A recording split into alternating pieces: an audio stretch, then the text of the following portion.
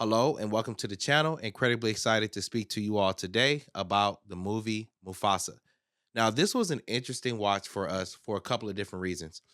Number one, when you look at the ratings on Rotten Tomatoes, the tomato meter says 56% and the popcorn meter at 88%. So there is a divide as to whether people enjoy or dislike the movie. So when I went to the movies with a couple of our buddies, we kind of didn't know what to expect from the film.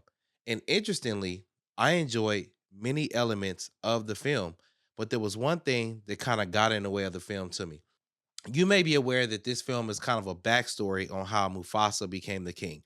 And it's a really interesting story because it starts off with Mufasa in his pride land with his family, but there is a natural disaster that occurs that causes him to be separated. He floats downstream, and then he is found by another pride of lions. But interestingly, they do not accept him, and they basically accept him, but they banish him to live with the women. And if you know, the male lions normally hang out, I guess, together, and then the female lions do their thing. But this ended up being a blessing in disguise for Mufasa because he was able to learn skills such as hunting, skill sets as using scent and things like that to track prey. All those things that his fellow co-star was not able to get because he was sitting amongst nothing but the men. And Taka, who was the other main line in the film, because his father was very lazy and the king and didn't really teach him anything, it handicapped him in different processes and things that occurred in his life. There was an incident in the film where Mufasa and Taka's mother got into an altercation with other lions, and Taka ran away, abandoning Mufasa and his mother, and Mufasa had to help her fight.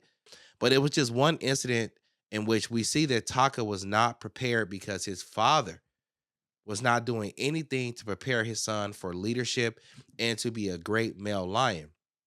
The movie fast forwards and we see different things occurring with them, and Taka and Mufasa had to end up leaving because there's a huge pride of lions that basically just running other lions off of their land, and they have to leave. And this is when we start to see the real character of Taka because different things happen and you get to see the jealousy building up because Simba has all of these different skill sets. He's able to interact with other lions. He's able to hunt. He's able to discern different things that are happening in his environment because he's been exposed to all of these things to be a successful lion. The movie kind of culminates in which we see Taka, who later becomes Scar, betray Mufasa by working with that other pride of lions that had been chasing him basically the entire film. And he basically offers them Mufasa in return for allowing him to be a part of their pride. And a large battle goes on between Mufasa and that other pride of lions. Mufasa is about to get defeated, but then Taka at the last minute saves Mufasa and takes a hit to the face, and that's how he gets the scar, and he is further known as Scar. Mufasa forgives him, but he says, "You will no longer have your name of Taka, and you will now be called Scar." And this is basically how Mufasa becomes the king. Now, the storyline with this film was really good to me. Well, I wouldn't say really good. It was good. I enjoyed it. But there was one thing that kept taking me out of the film and it frustrated me, and that was the soundtrack. Every time a song would come on, I would say to myself, how long is this song so that the story can continue? And this is interesting because to me, the soundtrack took you out of the experience of the movie, which is a complete opposite of what we experienced when we watched that nostalgic film, The First Lion King. That movie has so many classic songs. Be prepared. I just can't wait to be king, and the list goes on and on. And the stories actually immerse you in the experience of the film. Whereas I think that is the exact opposite of this film. Every time the story was progressing in the film, they would start to sing a song and it would take you out of it. And it reminded me of something that someone told me a while back when I was working on the film. They asked me, "Where are you going to film the people in your documentary at?" And I said, I was going to film them in their home. And based on the topic, he said, "Look, you do not need to film your documentary in their homes," because he said the environment that you film people is a character in the film. And I ended up using completely different settings to interview those people, and it made the film really good.